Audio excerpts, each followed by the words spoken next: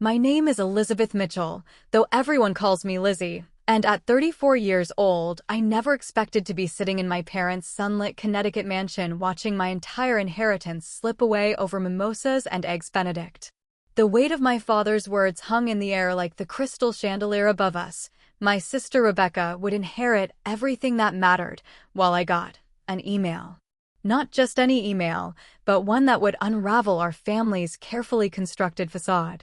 If you're wondering how a single brunch and a mysterious message could tear apart 3 generations of wealth and secrets, stick around.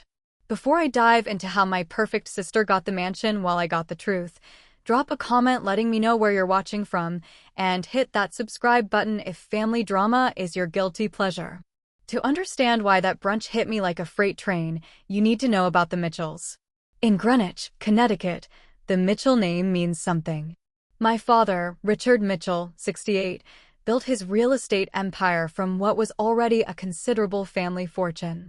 Mitchell Properties owns commercial buildings in every major city on the East Coast. The kind of wealth that means private schools, summer homes, and never checking price tags. My mother, Vivian Mitchell, 65, comes from old money herself. Her family made their fortune in banking 3 generations ago. She serves on charity boards, hosts galas, and has never had a hair out of place in her perfectly highlighted bob. Her world revolves around appearances and status, and she raised us to understand that the Mitchell reputation was our most valuable asset. Then there's my sister Rebecca, 36, the golden child. She followed our father's footsteps into business, graduated from Wharton, and married James Thornton, a corporate attorney from an equally prestigious family. They have 2 picture-perfect children and a summer home in the Hamptons. Rebecca always did everything right. She speaks 3 languages, plays tennis at the country club, and sits on the same charity boards as our mother. And me? I'm the family disappointment. After getting my master's in fine arts, I became an art teacher at a progressive private school in Brooklyn. I married Daniel, a musician my parents never approved of, and divorced him 3 years later. No children, no prestigious career, and according to my mother, a wardrobe that suggests financial hardship. My apartment in Brooklyn would fit into my parents' living room. The pattern started early. When Rebecca brought home straight A's, my parents took her to Europe. When I won a state art competition, my father asked why I couldn't apply myself to something practical. Every childhood memory I have involves Rebecca being praised while I was critiqued. Elizabeth has so much potential if she would just apply herself, my father would say, as if I wasn't sitting right there. My relationship with my father always felt like a business negotiation he was disappointed to be having. Richard Mitchell is a man who values measurable success, and my artistic endeavors didn't register on his scale of achievements. Our conversations grew shorter over the years, eventually reduced to brief exchanges at mandatory family gatherings. My mother tried, in her way. She'd send me job postings for corporate positions and set me up with sons of her friends, all while reminding me that I wasn't getting any younger. Her love always felt conditional, based on how closely I could adhere to the Mitchell standard.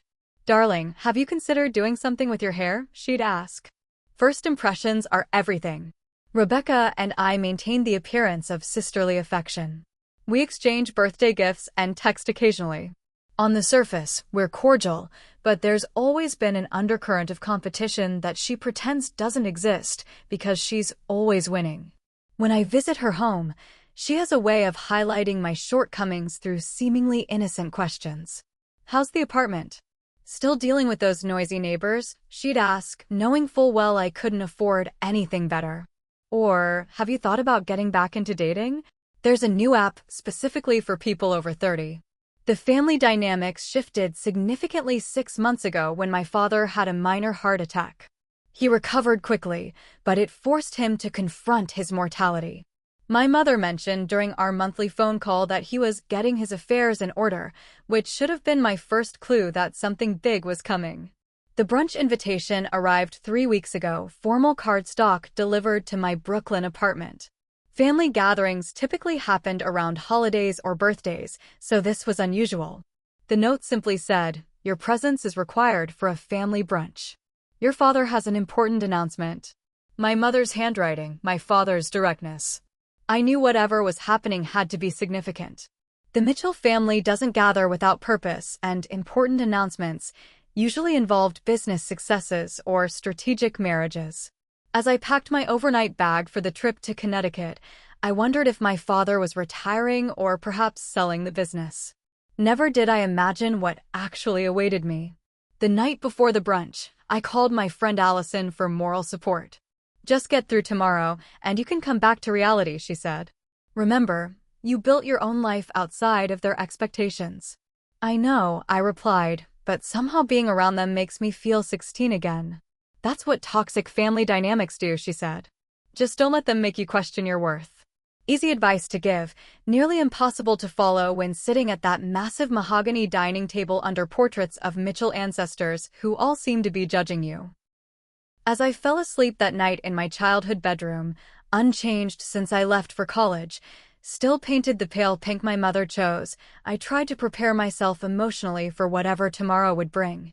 I never could have prepared enough.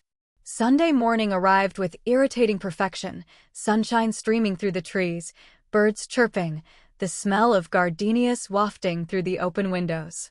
The family estate looked immaculate as always, 8 acres of manicured lawns surrounding the colonial mansion my great-grandfather had built in 1920.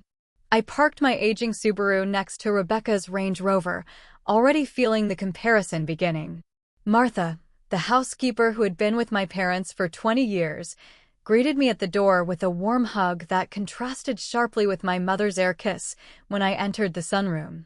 "Elizabeth, darling, so glad you could make it," my mother said, looking me over. "That's an interesting blouse. Very creative." Translation: "Your clothes are inappropriate for this setting." Rebecca was already there with James and their children, Madison and William, ages 8 and 6.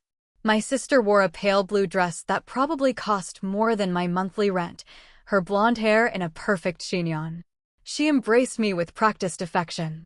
"Lizzie, you look tired." "Is everything okay?" she asked, loud enough for our mother to hear. "I'm fine, just busy with end-of-year student art shows," I replied, forcing a smile. My father entered last, moving slightly slower than I remembered, but still commanding the room with his presence. His silver hair was perfectly coiffed, his casual Sunday outfit still managing to look expensive and tailored. "Elizabeth," he nodded, shaking my hand as if I were a business associate. He hugged Rebecca. The dining room table was set with the family china, delicate hand-painted pieces that had been passed down for generations. Crystal glasses caught the light, and fresh flower arrangements scented the air. Our places were marked with calligraphed name cards, another of my mother's touches. I was seated across from Rebecca and James, with my parents at either end of the table, my father at the head, naturally.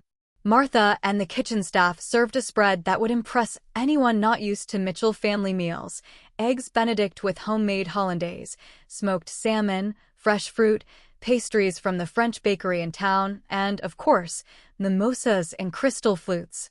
The conversation remained superficial through the first course. Rebecca talked about Madison's horse riding lessons and William's talent for piano.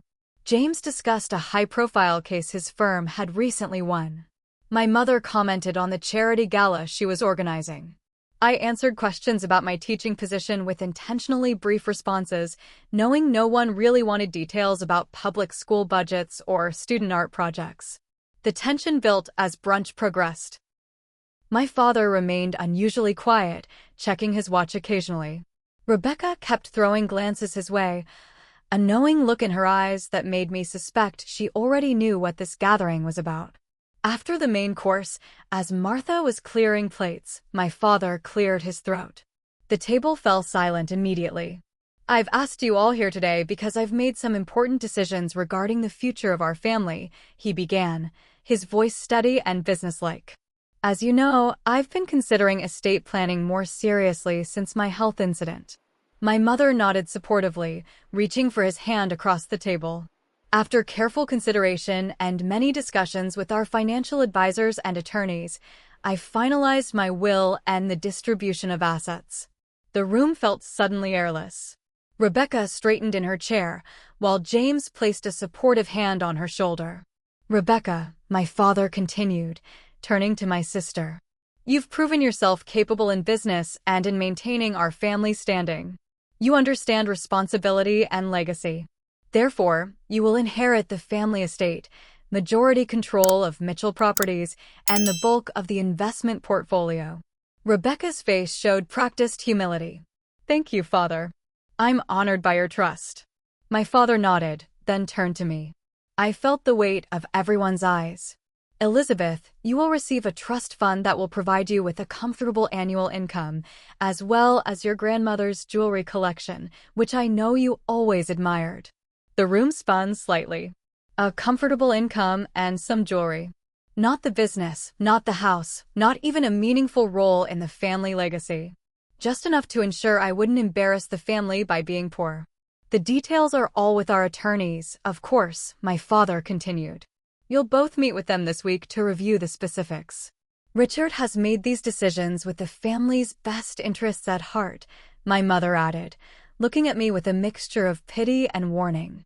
"Don't make a scene." "I'm sure Elizabeth understands that the family home and business require a certain commitment to tradition," Rebecca said, her voice gentle but her eyes triumphant.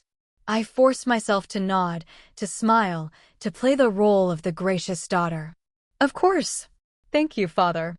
The conversation shifted to implementation details, meetings with attorneys, transferring of titles, tax implications.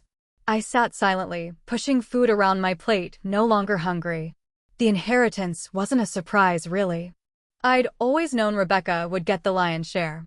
But having it laid out so clearly, so publicly, made it impossible to ignore how my parents valued us differently. As soon as was politely possible, I excused myself, claiming an early morning class the next day. My mother walked me to the door. "It's for the best, Elizabeth," she said quietly.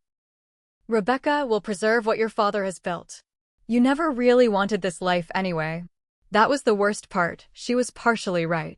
I didn't want to be a real estate mogul or a socialite. But I wanted to be valued, to be seen as equal to my sister in my parents' eyes. I hugged my nibblings goodbye, shook James's hand, and gave Rebecca a sisterly embrace that felt like performance art. "Congratulations," I whispered. "Thank you for understanding," she replied. "You always were the creative one." As if that explained everything. The drive back to Brooklyn was a blur of highway lights and suppressed tears. By the time I reached my apartment, the emotional numbness had given way to a hollow ache in my chest.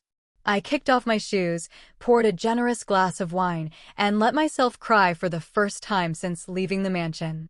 My phone buzzed with messages from the family, my mother checking I'd arrived safely, Rebecca sending a picture of the children with a caption about hoping to see me again soon. Performative concern that felt like salt in the wound. I ignored them all and opened my laptop, needing distraction.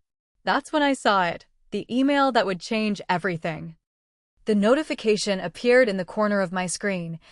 A new message from an unfamiliar address, truth_finder@securemail.com. The subject line stood out immediately. "The Mitchell legacy isn't what it seems." Under normal circumstances, I might have dismissed it as spam or a phishing attempt. But after the events of the day, my curiosity overwhelmed my caution. I clicked. The email was brief. "Ms. Mitchell, your father's empire is built on betrayal. The documents are still in his study, third drawer of the antique filing cabinet, false bottom. The truth deserves to be known. A concerned party." Attached was a photograph, obviously scanned from a physical print. It showed my father, much younger, perhaps in his 30s, standing beside a woman I didn't recognize. They were shaking hands in front of what I recognized as the first Mitchell Properties office building in Boston. The woman was holding a rolled-up document, and both were smiling at the camera. A handwritten note at the bottom of the photo read, "Richard and Sarah seal the deal, 1987. I stared at the screen, my wine forgotten. Who is Sarah? My father had never mentioned a female business partner. In all the stories about the early days of Mitchell Properties, he'd always described himself as the sole visionary. My first instinct was to dismiss it. Anonymous emails making vague accusations were hardly credible sources. But something about the specificity of the instructions, third drawer, false bottom, and the authenticity of the photograph gave me pause. The woman in the photo looked genuinely happy, professional, wearing a business suit typical of the late 80s. This wasn't a random person. This was someone who had stood beside my father at what appeared to be a significant moment. I searched my memory for any mention of a Sarah in my father's business history. Nothing. I'd heard about his early mentors, all men, his first investors, family friends, all men, his initial business partners, college buddies, all men. Never a Sarah. I poured another glass of wine and opened my laptop again. A quick search for Sarah Mitchell Properties 1980s yielded nothing relevant. I tried variations: Sarah Real Estate Boston 1987, Richard Mitchell Business Partner Sarah, still nothing specific. At 2 a.m., bleary-eyed and slightly drunk, I found something. A small mention in a 1988 Boston Business Journal article about promising real estate developments, Mitchell Reynolds' concept gaining traction with investors. The article was paywalled, but that name, Reynolds, connected to Mitchell was enough to make my heart race. I paid the $6.99 for 24-hour access and scanned the article. It was mostly about commercial real estate trends, but there it was in the third paragraph. The innovative approach developed by partners Richard Mitchell and Sarah Reynolds combines residential and commercial spaces in a novel way that's attracting significant attention from investors. Sarah Reynolds. My father's unnamed partner. I searched her name specifically and found sparse results, a listing as a graduate of Boston University's business program in 1982, a mention as a rising star in Boston real estate in 1986, and then nothing after 1988. It was as if she had disappeared. The timing nagged at me. My father founded Mitchell Properties officially in 1985, but the company didn't really take off until 1989, after Sarah Reynolds had vanished from the record. The flagship development that made his reputation, the Mitchell Plaza in downtown Boston, combining luxury condos, office space, and high-end retail, opened in 1990. A development using a concept that, according to that single article, had been developed by both Mitchell and Reynolds. My phone buzzed again. Rebecca, just checking in. You seemed upset earlier. Everything okay? I ignored it. The rational part of my brain told me to delete the email and forget about it. Family loyalty ran deep in the Mitchells, even for the black sheep. But another part of me, the part still smarting from the brunch, from a lifetime of being second best, wanted to know more. I had a decision to make. I could ignore the email, preserve family peace, and accept my grandmother's jewelry and trust fund with gratitude. Or I could dig deeper, potentially uncovering something that would change how I viewed my father and our family legacy. The weekly family dinner was scheduled for Thursday, just 4 days away. My presence wasn't strictly mandatory, but after leaving the brunch early, skipping the dinner would raise questions. It would also be my only opportunity to access my father's study anytime soon. I closed my laptop and crawled into bed, mind racing. What had my father done? Who was Sarah Reynolds? And who had sent that email? Sleep came fitfully, and when my alarm blared Monday morning, I felt no closer to a decision. As I prepared for my day teaching art to privileged children whose parents probably moved in the same circles as my own, I kept seeing that photograph, my father and the unknown woman, both smiling, unaware of whatever was to come. By Wednesday night, curiosity had won. I would go to the family dinner and, somehow, I would find a way into my father's study. The truth, whatever it was, couldn't be worse than the questions now haunting me. Thursday evening arrived with an unseasonable chill. I dressed carefully for dinner, conservative enough to please my mother, but not so formal that my interest in the study would seem planned. A cashmere sweater, dark jeans, and boots that wouldn't creak on the hardwood floors. The family dinner was a smaller affair than the brunch, just my parents, Rebecca, and me. James was working late, and the children were with their nanny. The smaller audience would make my absence more noticeable, but also meant fewer people to question why I was wandering the house. Dinner proceeded with excruciating normalcy. My mother discussed her garden club. Rebecca talked about a potential expansion of Mitchell Properties into the Chicago market. My father nodded approvingly at her business acumen. I picked at my salmon and waited. "Elizabeth, you're quiet tonight," my mother observed, raising a perfectly shaped eyebrow. "Just tired," I replied. "End of the school year is always busy." "You work too hard for too little return," my father commented. "That private school doesn't pay you what you're worth." It was perhaps the closest thing to a compliment he'd given me in years, though still backhanded. "I'm going to use the restroom," I said, setting down my napkin. Instead of turning toward the powder room off the main hall, I slipped up the grand staircase. My father's study was at the end of the east wing, a space that had been forbidden to Rebecca and me as children unless specifically invited. The prohibition had only increased its mystique. The door was closed but not locked. I slipped inside, turning on only the small desk lamp rather than the overhead lights. The room smelled of leather, paper, and the faint trace of my father's cologne. Bookshelves lined the walls, filled with business texts, biographies of successful men, and leather-bound classics that I doubted he'd ever read.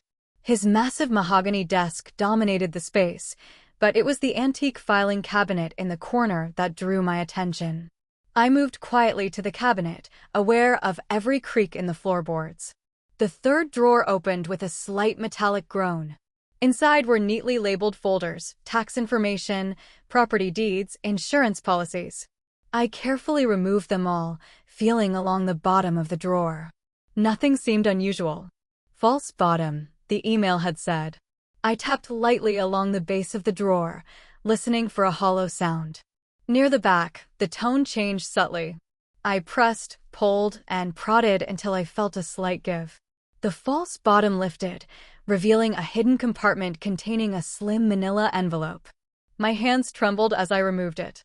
Inside were documents, partnership agreements, design concepts, letters, all bearing two names, Richard Mitchell and Sarah Reynolds. The first document was a formal partnership agreement dated 1985, establishing Mitchell-Reynolds Properties. Their signatures appeared side by side, equal partners in what was supposed to be a revolutionary new company. The next was a detailed business plan in Sarah's handwriting, outlining a new concept for mixed-use developments that integrated residential, commercial, and public spaces in a way that was innovative for the time. Notes in the margins showed my father's contributions, but the core concept was clearly hers. Then came the letters. Exchanges between attorneys, amendments to agreements, and finally, a document dated November 1988 transferring Sarah Reynolds' ownership stake to Richard Mitchell for the sum of $1. Her signature looked shaky, different from her confident strokes on earlier documents. The final item in the envelope was a newspaper clipping from a small local paper. "Local businesswoman suffers serious injuries in car accident." The article briefly described how Sarah Reynolds had been hospitalized following a collision on the Massachusetts Turnpike. The date, October 1988, just weeks before she signed away her company for $1. The picture was becoming clearer, and my stomach churned with each new revelation. My father hadn't merely written Sarah out of the company's history, he had taken advantage of her vulnerability following an accident to seize full control of their shared business, then rebranded it as Mitchell Properties, erasing her completely. The innovative concept that had made him millions, that had built our family fortune, hadn't been his creation at all. I was so absorbed in the documents that I didn't hear the door open. "What are you doing in here?" I jumped, nearly dropping the papers. Rebecca stood in the doorway, her expression shifting from surprise to suspicion as she saw the open drawer and documents in my hands. I was looking for a photo album," I stammered. "For a project I'm doing with my students about family history." "In Dad's private filing cabinet?" "Behind a false bottom." Her eyes narrowed. "What are those papers?" I had two choices, lie further or share what I'd found. The decision was made in a split second. "You should see these," I said, holding them out to her. "It's about Dad. About how he really built the company." Rebecca hesitated, torn between her role as the loyal daughter and her curiosity. "We shouldn't be in here. If Dad finds us, don't you want to know what our family fortune is really built on?" I pressed. That got her attention. Rebecca stepped into the room, closing the door behind her. 5 minutes, she said. Show me. I quickly walked her through the documents, watching her face change as she processed the information. Her perfect composure cracked slightly. This can't be right, she whispered. Dad wouldn't. The evidence is right here, I said, pointing to the transfer document. He took advantage of her accident to steal her share of the company for $1. Then he erased her from the company history and built his empire on her ideas. Footsteps in the hallway jolted us back to reality. I quickly photographed each document with my phone while Rebecca returned them to the envelope. Just a moment. Rebecca called when a knock came at the door. She helped me replace the false bottom and return the folders to the drawer. By the time our mother opened the door, I was sitting in one of the leather chairs pretending to examine a framed family photo while Rebecca stood by the bookshelf. What are you two doing? Our mother asked, suspicion clear in her voice. Elizabeth wanted to see some of the old family photos, Rebecca said smoothly. I was showing her where Dad keeps them. Dinner is finishing up. Your father is asking for you both. We'll be right there, I promised. As our mother left, Rebecca grabbed my arm. We're not done with this conversation, she whispered. But not here, not now. We returned to the dining room, both of us struggling to maintain normal appearances. My mind was racing, processing what I discovered and planning my next steps. The email sender had been right, my father's empire was built on betrayal. Now I had to decide what to do with that information. The morning after the family dinner, I awoke to another email from the anonymous sender. Did you find what you were looking for? Coffee at Bluebird Cafe, 2 p.m. today. Corner table. I stared at my phone, heart pounding. Whoever had sent the email knew I had investigated. Were they watching the house? Or was it just a calculated guess based on the family dinner schedule? I debated whether to go. Meeting an anonymous source in public seemed reasonably safe, but I still had no idea who this person was or what they wanted. Curiosity won again, I needed answers. The Bluebird Cafe was a small, trendy spot in Brooklyn, busy enough to provide anonymity, but quiet enough for conversation. I arrived 15 minutes early, choosing a table with a view of the door. At precisely 2 o'clock, a man in his early 30s entered, scanned the room, and walked directly to my table. Elizabeth Mitchell, he asked, extending his hand. I'm Michael Reynolds. Reynolds. Sarah's son? I gestured for him to sit, studying his face. There was something vaguely familiar about him, though I couldn't place it. You sent the emails, I said. Not a question. He nodded, ordering coffee when the server approached. I wasn't sure you'd investigate, but I hoped you would. How did you know about the documents? About the false bottom in the drawer. My mother told me, he said simply. Before she died. The words hit me like a physical blow. Sarah Reynolds recently passed away? 3 months ago. Pancreatic cancer. His face showed grief, still fresh.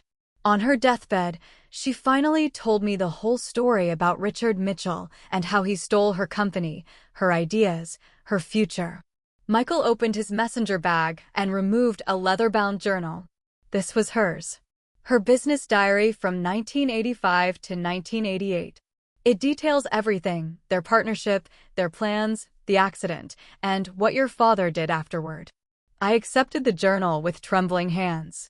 Why are you showing me this? Why not go to the press or sue? The statute of limitations has long expired for most legal actions, he explained. And my mother never wanted publicity. She just wanted the truth acknowledged. He paused.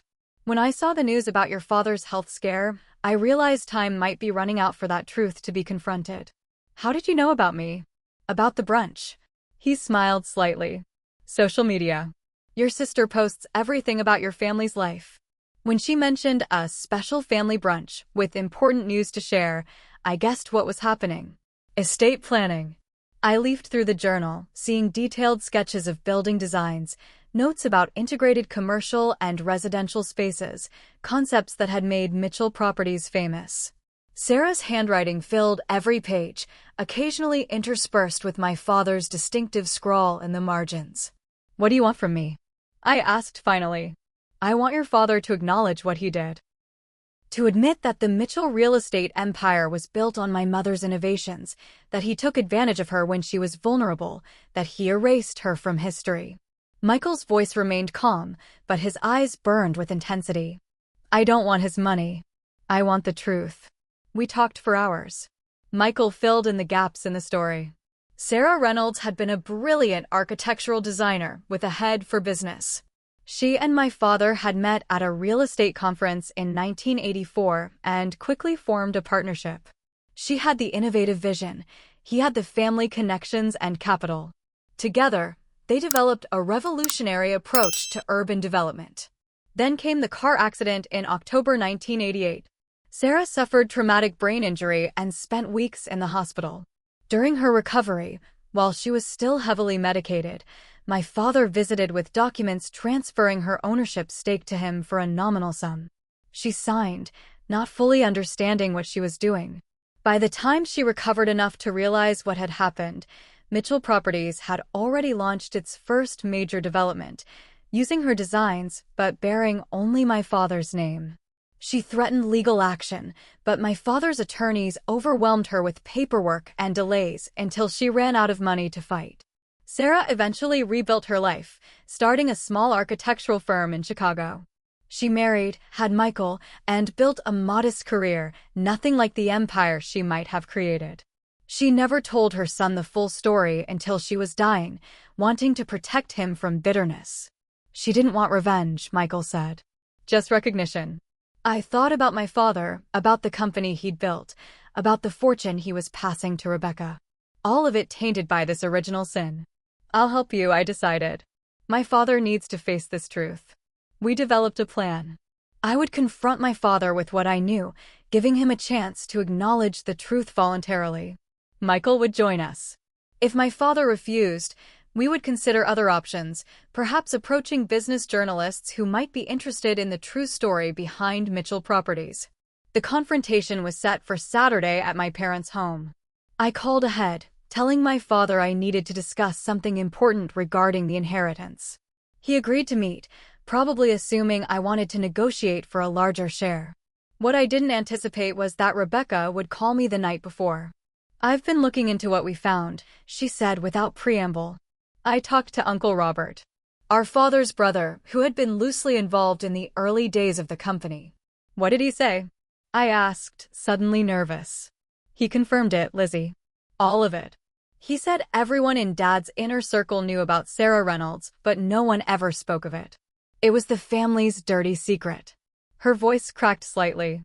Everything I thought I knew about our family business, about Dad. It's all built on a lie. I'm meeting with Dad tomorrow, I told her. And with Sarah's son. A pause. I'm coming too. Michael and I arrived at the mansion together. Rebecca was already there, tension radiating from her typically composed frame. My mother was at a charity function, conveniently absent. My father greeted us in his study, eyebrows rising in surprise at Michael's presence. Who is this? He demanded. This is Michael Reynolds, I said. Sarah Reynolds' son.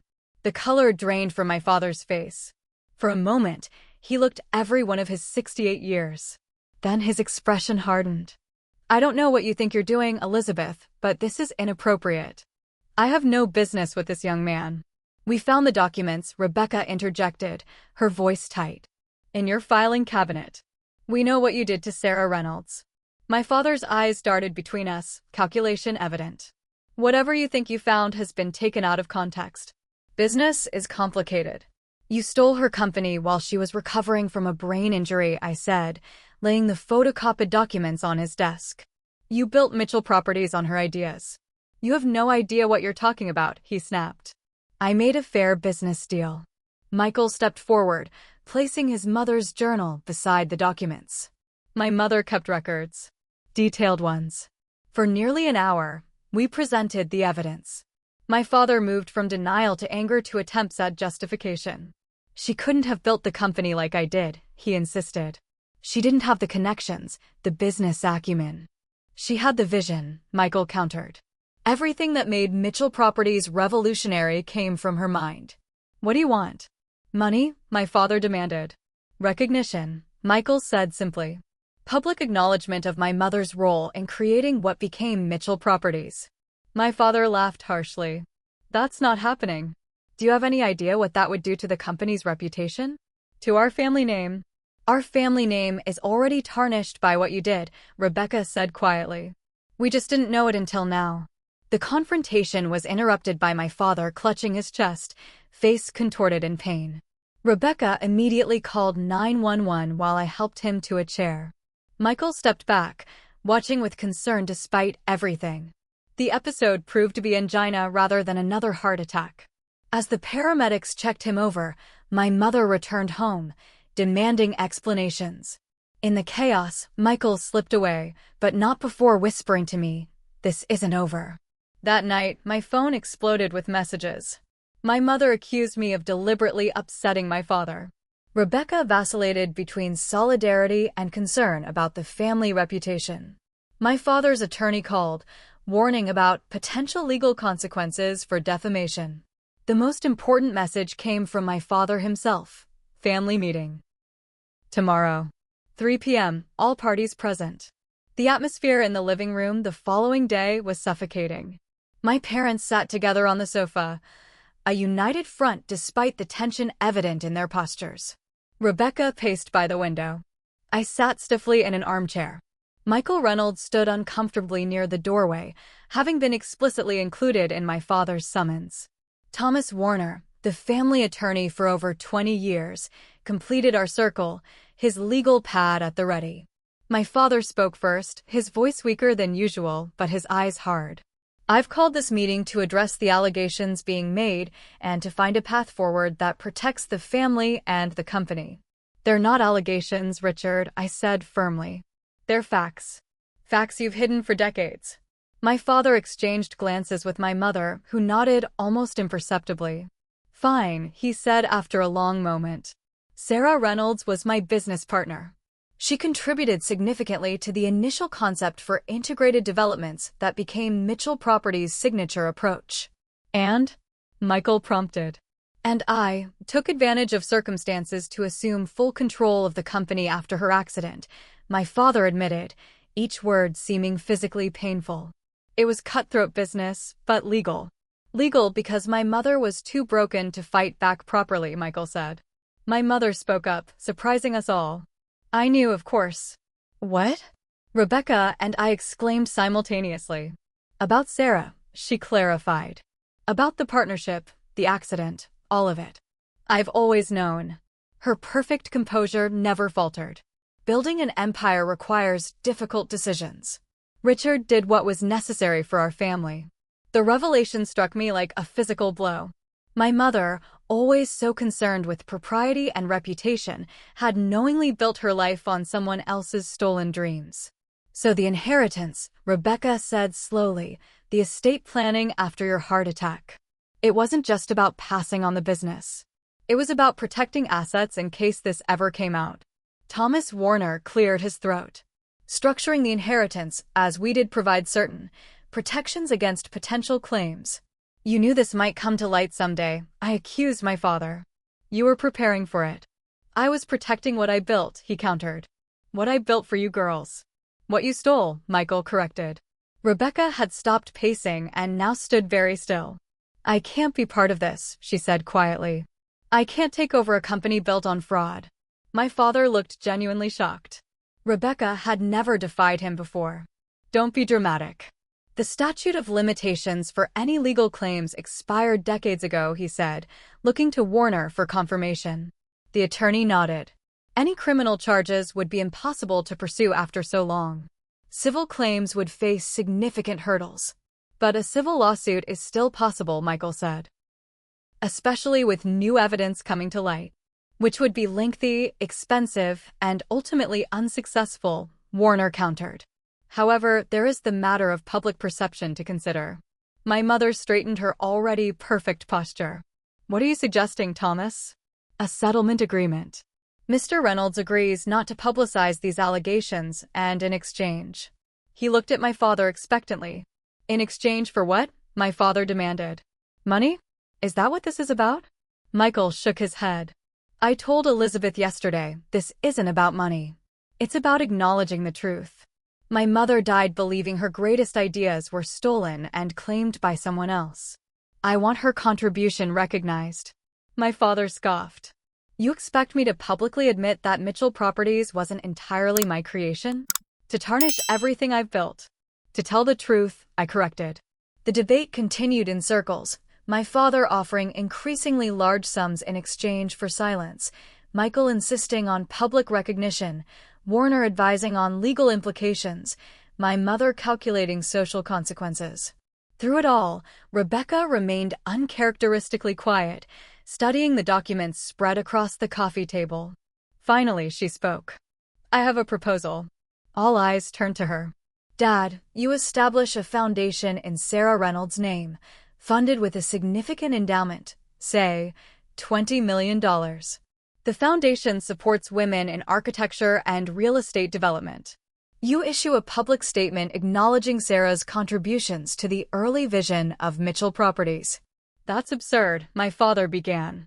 You get to frame it as a generous act honoring a forgotten pioneer, Rebecca continued, rather than as an admission of wrongdoing. The press coverage focuses on the foundation, not on the past. Mitchell Properties gets positive publicity for supporting women in the industry. Warner nodded slowly. From a PR perspective, it's not bad. And if you don't agree, Rebecca added, her voice steady, I will refuse my inheritance and publicly state why. The room fell silent. My father stared at his golden child, disbelief evident in every line of his face. You wouldn't, he whispered. I would, she said simply. I can't build my future on someone else's stolen dreams. Not anymore. My mother rose abruptly. This is ridiculous. Rebecca, you're being manipulated by your sisters' rebelliousness. Think about your children, your position in society. I am thinking about my children, Rebecca countered. About what I want to teach them about integrity. My father's face had turned an alarming shade of red. You would throw away everything I built for you? Everything I've worked for?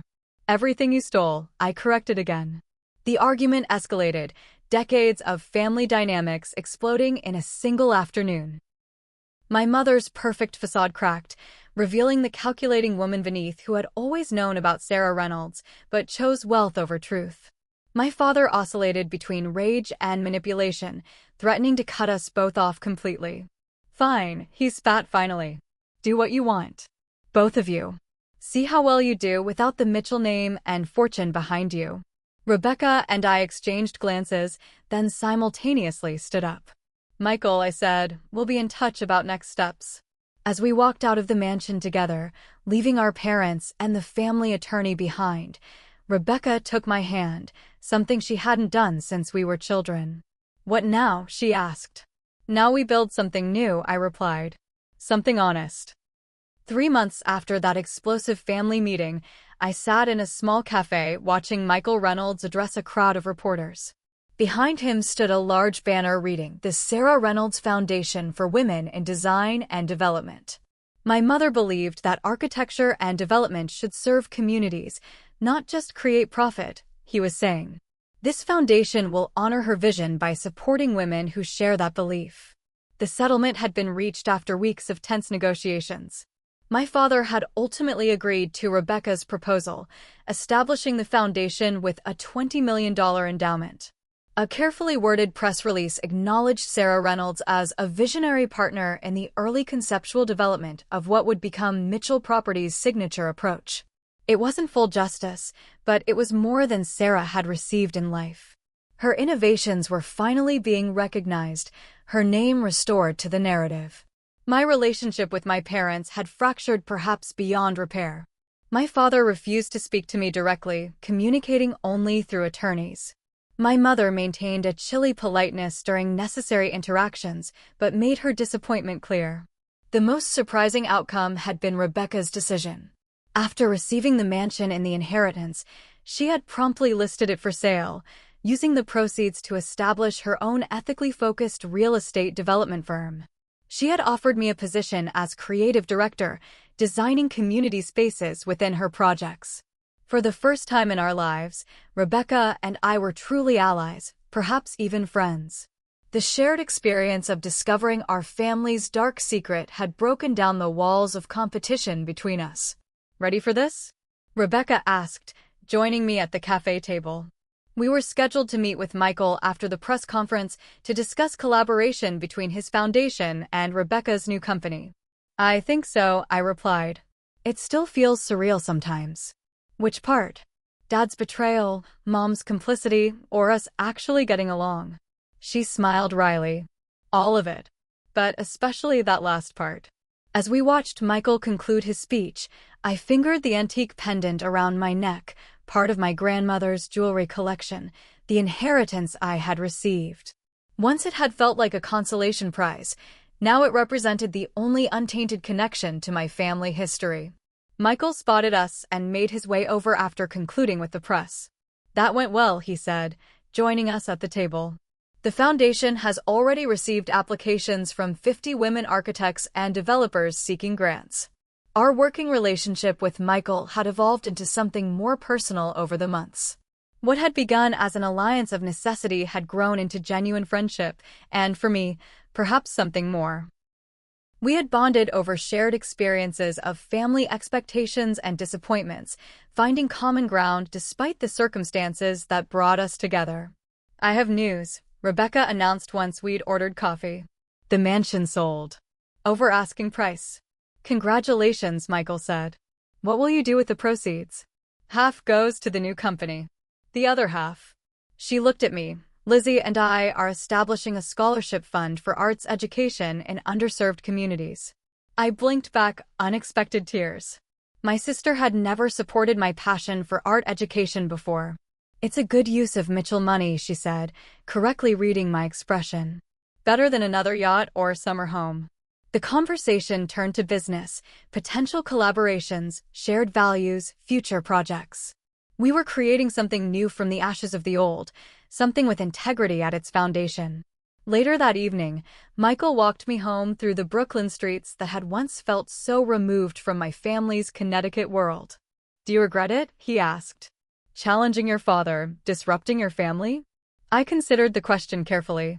"I regret that my parents chose wealth and status over honesty. I regret that they still can't see the wrong they did. But I don't regret learning the truth or standing up for it." "Your grandmother's jewelry suits you," he observed, touching the pendant lightly. "It's elegant but not ostentatious." "Like you." I smiled. "It's the only part of my inheritance that feels clean somehow. Like it connects me to family history without the taint of what my father did." We stopped outside my apartment building, neither quite ready to say goodnight. "We're creating a new legacy," Michael said. "All of us. One built on truth instead of deception." "I'd like that," I replied. "A legacy to be proud of." His kiss was gentle, a promise of possibilities. As I watched him walk away, I reflected on how strangely life unfolds. 3 months ago, I had been the family disappointment, the artistic daughter who would never measure up. Now I was helping to reshape what the Mitchell name would mean to future generations. The strange email that had arrived after that devastating brunch had shattered my world, but from those fragments, something more authentic was emerging. I had lost the mansion but gained the truth. And somehow, that felt like the better inheritance. The next evening, Rebecca hosted a small dinner at her new penthouse apartment, just her husband James, who had surprised us all by supporting her decision to start over, Michael and me. No crystal chandeliers, no formal place settings, just good food and honest conversation. "To new beginnings," James toasted, raising his glass. "And to Sarah Reynolds," Michael added, who finally got her due. "And to unexpected alliances," I said, smiling at my sister. Rebecca raised her glass. "To truth, however inconvenient." As we clinked glasses, I felt something I hadn't experienced in my family's presence before: peace. Not the false peace of appearances and expectations, but the genuine peace that comes from living authentically. So if you're facing a crossroads between comfortable lies and difficult truths, I hope you'll choose truth. It's rarely the easier path, but in my experience, it's the only one that leads to real healing. I'd love to hear your thoughts in the comments about times you've had to choose between family expectations and your own integrity.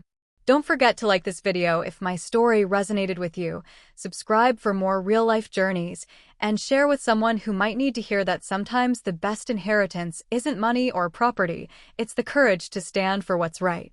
Until next time, remember that every family has secrets, but healing begins when we bring them to light.